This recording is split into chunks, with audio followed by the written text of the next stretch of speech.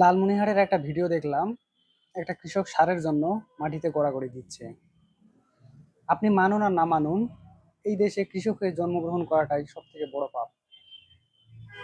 একটা কৃষককে একটা ফসল উৎপাদনের শুরু থেকে শেষ পর্যন্ত কয়েক ধাপে সিন্ডিকেটের সম্মুখীন হতে হয়। অথচ এই সিন্ডিকেট নিয়ে কথা বলার মতন একটা কেউ আপনি পাবেন না। কিন্তু তারাই ভোটের আগে বড় বড় গপ্প দিবে যে আমরা নির্বাচনে আসলে পারে কৃষকের জন্য এটা করব, কৃষকের জন্য ওটা করব। অথচ একটা কৃষক সারের জন্য মাটিতে গড়াগড়ি দেয়, কিন্তু এটা নিয়ে তারা কোনো পদক্ষেপ গ্রহণ করে না। করবে কিভাবে? এই সিন্ডিকেটের মোটা একটা অংশ তো তাদের পকেটেই ঢোকে। শুধু তাই নয়, বাংলাদেশের ইতিহাস বলছে যে এই সার সিন্ডিকেটের জন্য 18 জন কৃষককে মারাও যেতে হয়েছে।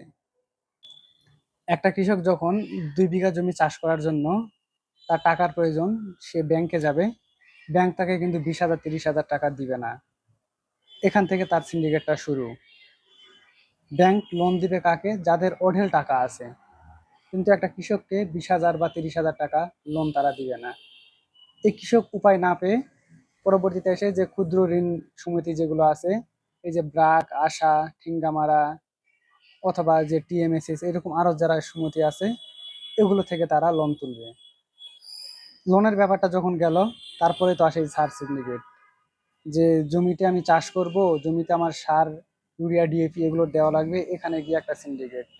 কৃষকেরা সার পায় না, ডিএপি পায় না, ইউরিয়া পায় না। ব্যবসায়ীরা দোকানের ভিতরে মজুত করে রাখছে, কিন্তু কৃষককে তারা দিবে না। এই সিন্ডিকেট পার হওয়ার পরেও যে কোনো ভাবে যখন কৃষকটা সার এগুলো পাইলো, তারপরে যে সে যখন চাষ করা হয়ে গেল, সে যখন এই ফসলটা বিক্রি করবে, সেখানে গিয়ে একটা বড় ধরনের সিন্ডিকেট, বাজার সিন্ডিকেট যেটারে বলে। এখানে সব ব্যবসায়ীরা মিলে এই ফসলের দাম দিবে কমে, সরকারি নির্ধারিত দামে। আর কেউ ফসল নিবে না। এই যে 1500 টাকা ধান, তখন তারা লাগাই দিবে 1000 টাকা মন।